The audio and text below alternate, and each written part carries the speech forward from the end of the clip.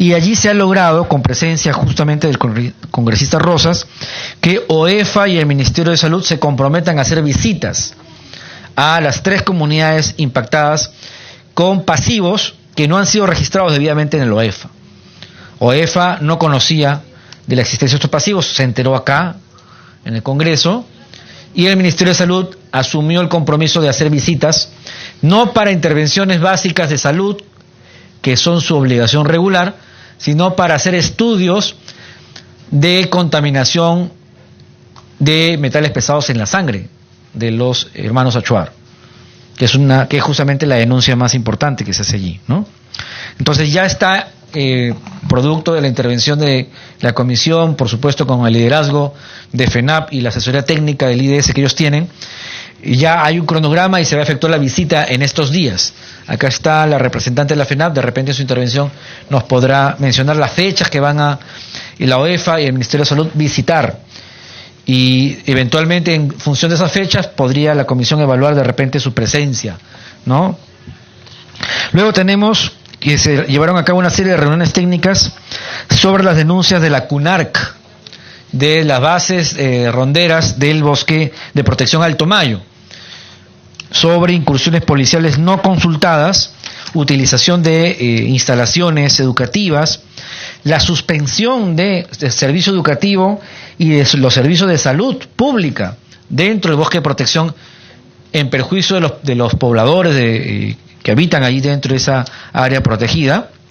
Y se realizó una reunión muy importante de concordia en la que el sector interior, el Ministerio del Interior, con un general de la Dirección de Orden Público, si no me equivoco, otros funcionarios del sector interior, el CERNAMP, también Ministerio de Educación y el Ministerio de Salud, explicaron los problemas para poder resolver las demandas de las rondas, y se llegaron a buenos acuerdos que han sido comunicados a PCM y a todos estos sectores. Estamos en una etapa entonces de cumplimiento de acuerdos. Se expuso la problemática, se acercaron las partes en conflicto, se lograron acuerdos de consenso, dialogados, se evitó un conflicto social que escale, y ahora estamos en fase de supervisión de los acuerdos alcanzados por los actores, por todos los actores, incluyendo CUNARC. Ahora bien, también se hicieron algunos eventos sobre temas indígenas, ambientales y de consulta previa, que ya no enumeraremos para poder sintetizar el tiempo de intervención. Y entonces estamos ahora sí listos para poder escuchar sus intervenciones, su participación, sus consultas, sus comentarios e indudablemente sus propuestas. La legislatura va a reiniciarse la labor de la comisión en marzo, dentro de 15 días, y tenemos, como ustedes han visto, una agenda nutrida de proyectos de ley, de temas por controlar políticamente, y como no, la presidencia de la comisión, en este caso a cargo del Frente Amplio, no puede dejar de escuchar la voz de los aliados de las organizaciones indígenas y de estas mismas para definir la agenda, y por supuesto con esa definición el consiguiente respaldo institucional a esta agenda, que es lo más importante, como señaló el compañero y congresista Wilber Rosas. No se puede trabajar nada en el Parlamento si afuera no hay un respaldo social efectivo, ¿no? Y ese es uno de los objetivos de esta reunión. Entonces, abrimos la ronda de intervenciones para quienes quieran hacer uso de la palabra, formulando sus inquietudes, observaciones. Entonces, el compañero hermano Gili Noack, asesor de la Coordinadora Regional de Pueblos Indígenas, CORPI. Adelante. Luego, el compañero Héctor Rodríguez, del CAAP, la compañera Ketty Marcelo. Una lista de intervenciones, ¿les parece? Sí, Gil Héctor, después. La compañera Ketty Marcelo, presidenta de ONAMEAP y vocera de Pacto Unidad. Rocío Trujillo, del IDS y de FENAP. Luis Ayasi. Catherine Paucar. El compañero Javier Yanque. Jorge Prado. Sara Guamán.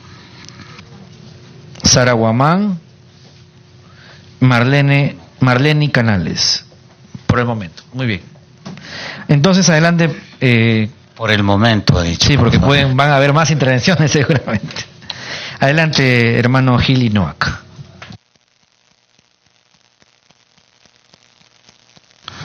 Bueno, como no soy congresista, no tengo costumbre. Voy a recomendar, cuando hablen, prenden esto, pero cuando terminen de hablar lo apagan. Bien. Porque lo importante de estar en el Congreso es que esto se está televisando, se está grabando, y es importante parte del diario que tiene el Congreso. Eso es lo importante de estar acá. Entonces, ¿por qué? Porque estamos en el corazón de este poder y es importante que estemos presentes de la forma como hemos decidido estar. Y esta comisión precisamente lo que quiere es eso, que ustedes estén acá y acá tengan que decir lo que se tiene que decir en este poder legislativo. Gracias, compañeros. Bueno, saludos previos. Creo que este tipo de reuniones permite que se conozca un poco más de lo que está haciendo el Congreso de la República y en particular la Comisión. Veo que eso es muy importante. Pasando a ver esta lista de proyectos de ley presentados, yo sobre esto quisiera opinar algunos puntos. A mí me parecen la mayoría interesantes, algo que no sabíamos, pero que también nos informábamos con el correo electrónico que siempre Marco nos manda, ¿no? Y yo he leído cada uno de estos proyectos de ley sobre consulta previa, a mí me parecen bien, pero bueno, habría que discutir, hay algunas cosas que limar, ¿no? Y cosas como estos. Pero lo que estoy viendo también es que habría que priorizar, como bien se dijo, ¿no? Priorizando, o sea, no quiero decir que esto así debe ser, sino que es una opinión. Y quisiera aterrizar en el proyecto de ley 2236, que es ley que declara la necesidad nacional e interés social la titulación de comunidades nativas y campesinas. También sobre el proyecto de ley 3492, ley que eleva a rango de ley la Declaración de Naciones Unidas sobre los Derechos de los Pueblos Indígenas. Estos dos puntos, aparte de proyectos de ley sobre modificación de consultas previas, veo relevantes, ¿no? En primer lugar, uno, respecto a las comunidades nativas, es muy importante reflexionar qué quiere decir este proyecto de ley. Pero también sobre esto quisiera dejar alguna constancia de la opinión indígena sobre este proyecto de ley. En el sentido en que hasta ahora el Estado no ha compatibilizado su compromiso internacional con las normas, particularmente de comunidades nativas, ni en el procedimiento de titulación, ni en el procedimiento de reconocimiento. El convenio 169 de la OIT reconoce a los pueblos con esa categoría como pueblos, pero a la hora de titular territorios de los pueblos indígenas se reduce en comunidades nativas y por lo tanto creando agujeros. Este proyecto de ley que se está plantea lo mismo, va a ser reiterativo, porque si este proyecto de ley 2236 se trata de limar mejor dentro del contexto de la ley de comunidades nativas, seguiríamos incumpliendo lo que dice el convenio 169 de la OIT. Hay muchos dispositivos administrativos que citan cada rato Declaración de Naciones Unidas y el convenio 169 de la OIT, pero son aparentes, son justificaciones aparentes, pero no son reales. ¿Por qué? Porque no reconoce para nada en esa dimensión, en ese estándar establecido por el convenio 169 de la OIT. Entonces lo que preocupa es que esta propuesta de ley sea aparente y no sea real. Y para pasar de este tema, diría, sería bueno examinar la posibilidad, mejor un proyecto de ley que compatibiliza la ley de comunidades nativas con el convenio 169 de la OIT, lo cual implica modificar la ley de comunidades nativas que hace más de 40 años ya está desfasado, porque no responde los derechos humanos de los pueblos indígenas, del cual se ha obligado el Estado peruano a cumplirlas, pero no las cumple, pese a que ha firmado el convenio 169 de la OIT hace más de como 20 años más o menos. Entonces, ese es punto de vista, ¿no? Desde Corpi San Lorenzo, por supuesto, asociado en AIRECEP. Respecto al segundo proyecto de ley, que es prioritario también desde nuestro punto de vista, ley que eleva a rango de ley, esto creo que resolvería de alguna manera un gran problema atado por los dispositivos legales, administrativos, que restringen los derechos de los pueblos indígenas. Yo diría que esto se priorice. El proyecto de ley 3492, ley que eleva a rango de ley la Declaración de Naciones Unidas sobre los Derechos de los Pueblos Indígenas.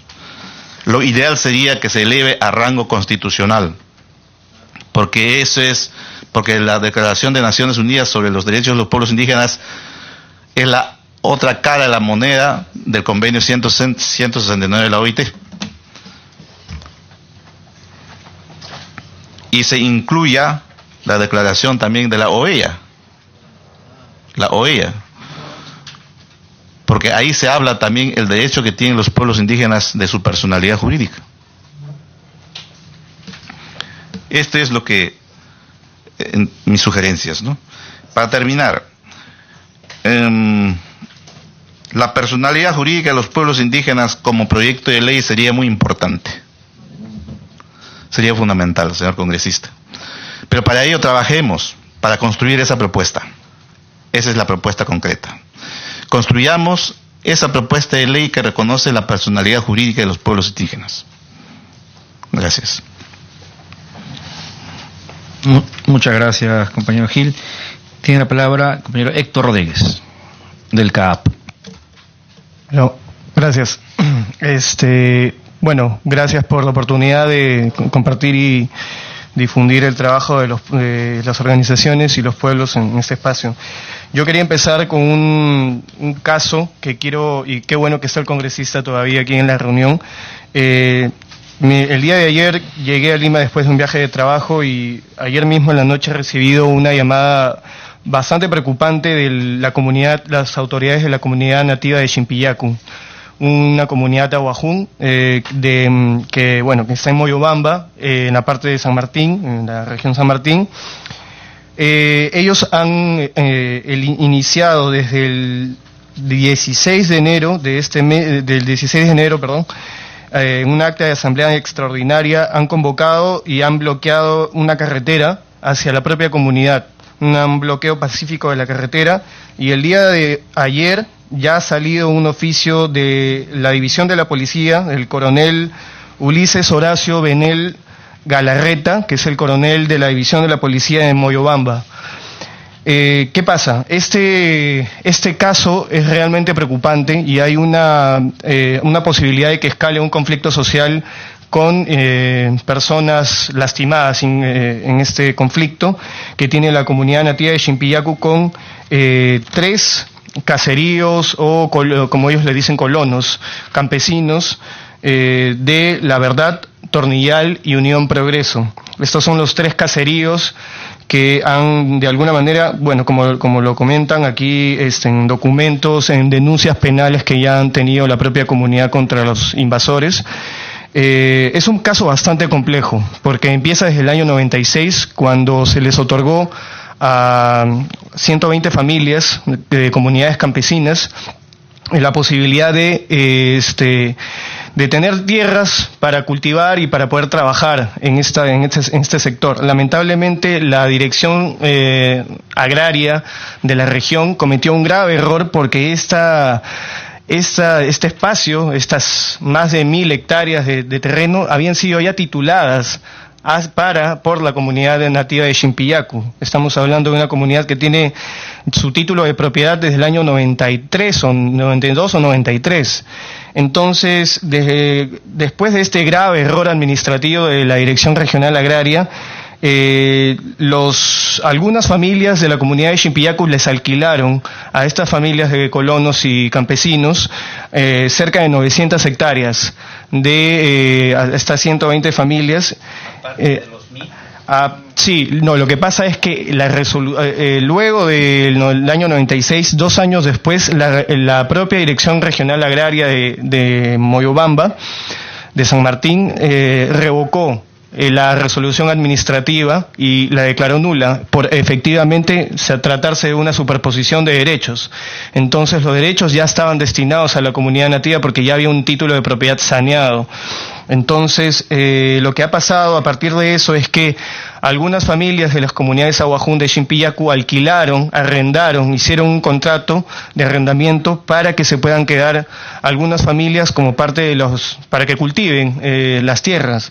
Sin embargo, a pesar de que establecieron ciertas condiciones, luego de muchos años de haber vencido el contrato de arrendamiento, los colonos no están dispuestos a salir de las tierras que han ocupado. Además de eso, se sabe que han construido una escuela primaria para los habitantes de los colonos de los campesinos, y además de eso se ha constituido una ronda campesina. Durante los últimos 5 años han habido enfrentamientos graves y fuertes entre los dirigentes de la comunidad de Chimpiyacu y los dirigentes de los caseríos o de estos 3 pequeños caseríos, ¿no? Entonces, ahora lo que ha pasado es que se entró en un proceso de negociación entre la comunidad y estas personas, estas familias. Sin embargo, el proceso de diálogo y los acuerdos que se llegaron en el año 2017 no fueron cumplidos por los colonos, y ahora lamentablemente ya se ha vencido el 31 de diciembre del 2018 el plazo máximo para que ellos salgan de la propiedad de la de la comunidad nativa de Chimpiyacu. Al no poderse dar ninguna de esta negociación, han acudido a una conciliación extrajudicial. Sin embargo, la comunidad no tiene los recursos para poder pagar una conciliación extrajudicial, ya que más o menos, si no me equivoco, la última información que me llegó fue que ascendía más o menos a 16.000 soles, un monto que es imposible pagar por la propia comunidad.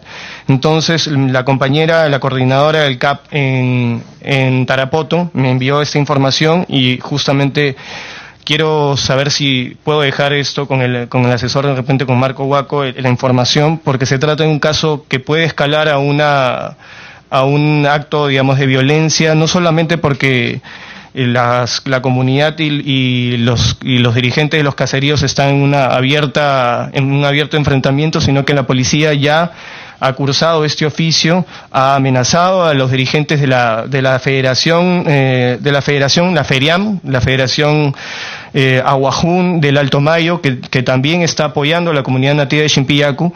Y han amenazado, la policía ha amenazado con en empezar acciones de investigación preliminar contra ellos por delitos contra la seguridad pública. Y más allá de eso, lo que se trata de establecer es que no haya ningún derramamiento de sangre en este caso, ¿no? Ya hay fotos, hay información, la República también ha sacado, el CAP y Rebote, la República ha sacado información del caso, y esperamos que desde la Comisión de Pueblos también puedan hacer el seguimiento del caso y que no pueda escalar a un nivel mayor. Bueno, eso sería como...